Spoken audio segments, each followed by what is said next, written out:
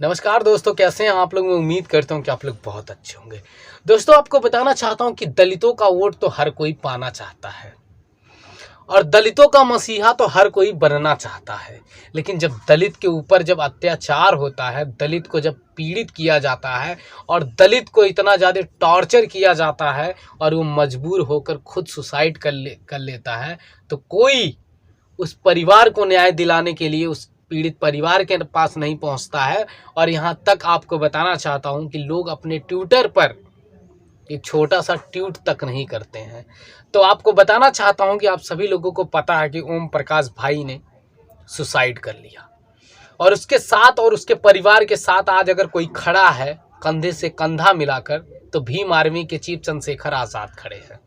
सवाल ये उठता है, आपको बताना चाहता हूं कि हमारे भारत की जो सबसे बड़ी पंचायत बोली जाती है, जिसको बोला जाता है संसद भवन, आपको बताना चाहता हूं कि पार्लियामेंट में लगभग 100 कुछ सांसद दलित समाज से बिलोंग करते हैं। अगर वो आज इस्तीफा दे दे तो हमारे देश की जो सरकार है वो घुटनों पर आ जाएगी।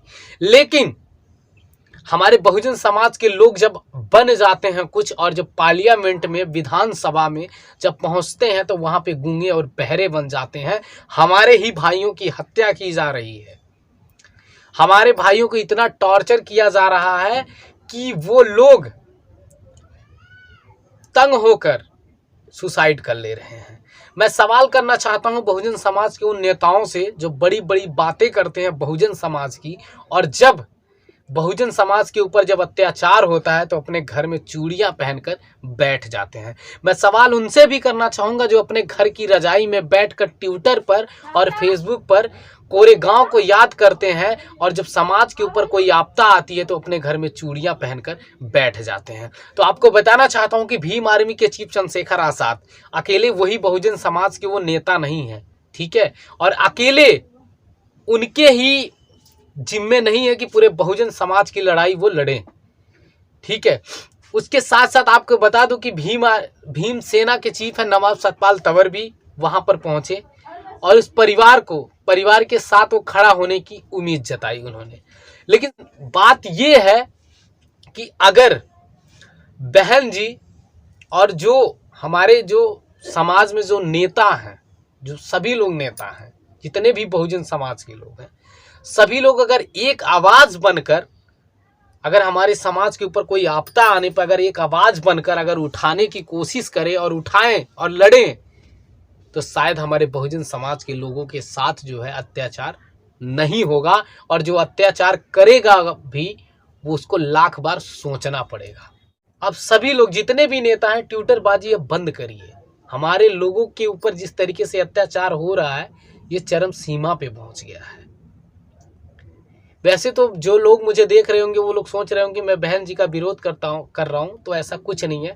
मैं बहन जी का ना ही मैं विरोध कर सकता हूँ और ना ही मैं चंद्रशेखर आज़ाद की विरोध कर सकता हूँ। मेरे में एक हकीकत है साथियों, अगर चंद्रशेखर आज़ाद अगर अच्छा काम करते हैं तो चंद्रशेखर आज़ाद को कहता हूँ आपने अच्छा काम किया। अगर बहन जी अच्छा काम करती हैं तो बहन जी को भी मैं कहता हूँ कि अच्छा काम किए हैं। लेकिन मैं बहन जी को सैल्यूट करूँगा कि आप 4 बार मुख्यमंत्री उत्तर प्रदेश में बनी, लेकिन उसके साथ साथ दलितों का आपने बहुत ज़्यादा भला किया है। हमेशा आपने आवाज़ उठाने की बात की है। लेकिन बहन जी अब पता नहीं अब क्या हो गया है आपको, जो आज जिस तरीके से हमारे लोगों को पीड़ित किया जा रहा है, मारा जा रहा है, पीटा जा रहा है, और हमारी एक तरीके से कहीं पे सत्ता भी नहीं है, तो हम आवाज़ उठाएं भी तो कैसे उठाएं। लेकिन हमारे पास एक, आपको बता दूं कि बाबा साहब डॉक्टर भीमराव अंबेडकर जी ने हमें वो अधिकार दिया है कि हम अपने हक की लड़ाई लड़ सकते हैं। और मैं आप सभी लोगों से एक बार निवेदन करूँगा, हाथ जोड़कर विनती करूँगा कि आप सभी लोगों का राजनीतिक मंच जो है वो अलग अलग होना चाहिए, लेकिन समाज के ऊपर कोई आपदा आने पर हम सभी लोगों को एक आवाज़ बन जाना चाहिए।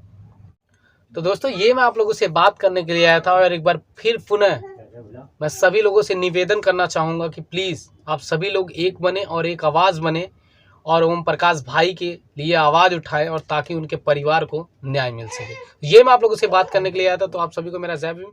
सभी वीडियो को शेयर करें, लाइक करें, कमेंट करना।